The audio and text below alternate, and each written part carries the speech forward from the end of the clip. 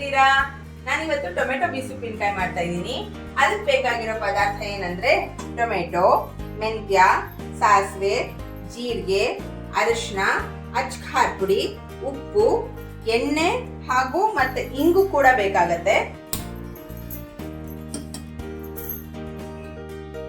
Tomato ಬೀಸ್ ಉಪ್ಪಿನಕಾಯಿಗೆ ನಾನಿವಾಗ ಪುಡಿ ಹುರ್ಕೋಬೇಕು.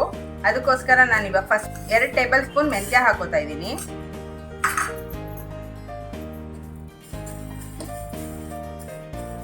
ಅದು ಸ್ವಲ್ಪ ಚಟಪಟ ಅನ್ನೋ ತನಕ ಹುರ್ಕೋಬೇಕು. ಒಳ್ಳೆ ಪರಿಮಳ ಬರುತ್ತೆ ಮೆಂತ್ಯದು. ನೋಡಿ, ಇವಾಗ ಮೆಂತ್ಯ ಹುರಿದಿದ್ದಾಗಿದೆ. ಇದು ನಾನು ಒಂದು ಪ್ಲೇಟ್ ಹಾಕೋತಾ ಇದ್ದೀನಿ. ಇವಾಗ 2 ಸ್ಪೂನ್ ಮೆಂತ್ಯಗೆ ನಾನು 4 ಸ್ಪೂನ್ ಅಷ್ಟು ಸಾಸಿವೆ ಹಾಕೋತಾ ಇದ್ದೀನಿ. ಮೆಂತ್ಯ ಜಾಸ್ತಿ ಆದರೆ ಕಹಿ ಬಂದ್ಬಿಡತ್ತೆ, ಅದಕ್ಕೋಸ್ಕರ ಸ್ವಲ್ಪ ಕಮ್ಮಿನೇ ಇರಬೇಕು. ಇದು ಅಷ್ಟೇ ಘಮ್ ಅನ್ನೋ ತನಕ ಹುರ್ಕೋಬೇಕು.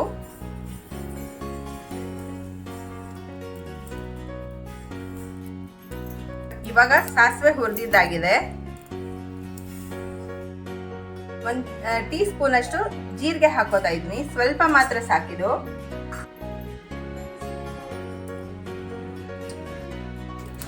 ಇವಾಗ ಇದು ಹುರಿದಿದ್ದಾಯ್ತು. ಜೀರಿಗೆ ಕೂಡ ನಾನು ಒಂದು ಪ್ಲೇಟ್ಗೆ ಹಾಕೋತಾ ಇದ್ದೀನಿ. ನಾನಿವಾಗ ಹುರ್ಕೊಂಡಿರೋ ಸಾಸಿವೆ, ಮೆಂತ್ಯ, ಜೀರಿಗೆನ ಹಾಕೋತಾ ಇದ್ದೀನಿ ಮಿಕ್ಸಿ ಜಾರ್ಗೆ. ಹಾಕೊಂಡು ಸ್ವಲ್ಪ ನುಣ್ಣಗೆ ಪುಡಿ ಮಾಡ್ಕೋಬೇಕು.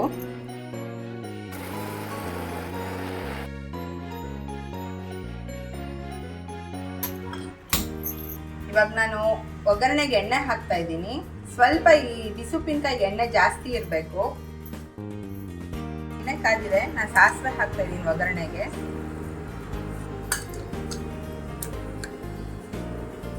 ಇಂಗು ಹಾಕ್ತಾ ಇದ್ದೀನಿ.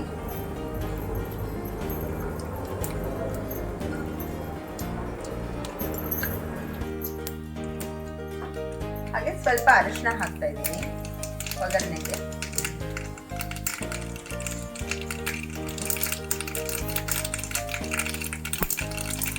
ನಾನಿವಾಗ ಟೊಮೆಟೊ ಹಾಕ್ತಾ ಇದ್ದೀನಿ.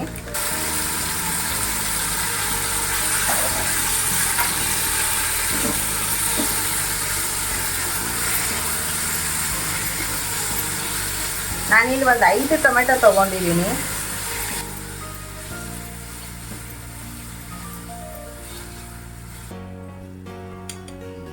ಒಂದು ಚಿಟಿಕೆ ಉಪ್ಪು ಹಾಕ್ಬಿಟ್ಟು 2 ಸಲ ಕಲಿಸ್ಬಿಟ್ಟು ಮುಚ್ಚಿಟ್ಬಿಟ್ರೆ ಒಂದು 5 ನಿಮಿಷಕ್ಕೆಲ್ಲ ಮೆತ್ತಗ ಹೋಗುತ್ತೆ ಟೊಮೆಟೊ. ಒಂದು 2-3 ಸಲ ಈ ಥರ ಕೈ ಆಡಿಸ್ಬಿಟ್ಟು ಮುಚ್ಚಿಟ್ಬಿಡ್ಬೇಕು.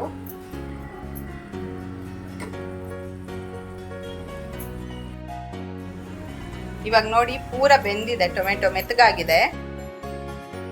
ಈಗ 2 ಟೀ ಸ್ಪೂನ್ ಅಷ್ಟು ಹುರಿದಿರೋ ಪುಡಿನ ಹಾಕ್ತಾ ಇದ್ದೀನಿ. ಜೊತೆಗೆ ಅಚ್ಚ ಖಾರ ಪುಡಿ ಹಾಕ್ತಾ ಇದ್ದೀನಿ. ನಾನು ಒಂದು 2 ಸ್ಪೂನ್ ಅಷ್ಟು ಹಾಕ್ತಾ ಇದ್ದೀನಿ. ನಿಮ್ಗೆ ಎಷ್ಟು ಬೇಕೋ ಅಷ್ಟು ಹಾಕೋಬಹುದು ಖಾರ.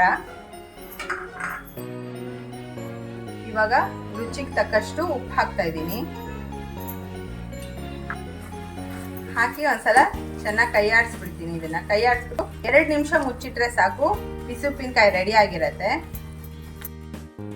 ಇವಾಗ ನೋಡಿ, ಆಯಿಲ್ ರಿಲೀಸ್ ಆಗಿದೆ. ಈ ಬಿಸಿ ಉಪ್ಪಿನಕಾಯಿ ಬಿಸಿ ಬಿಸಿ ಅನ್ನ ಜೊತೆಗೆ ಹಾಗೆ ಚಪಾತಿ ಜೊತೆಗೂ ಒಳ್ಳೆ ಕಾಂಬಿನೇಷನ್.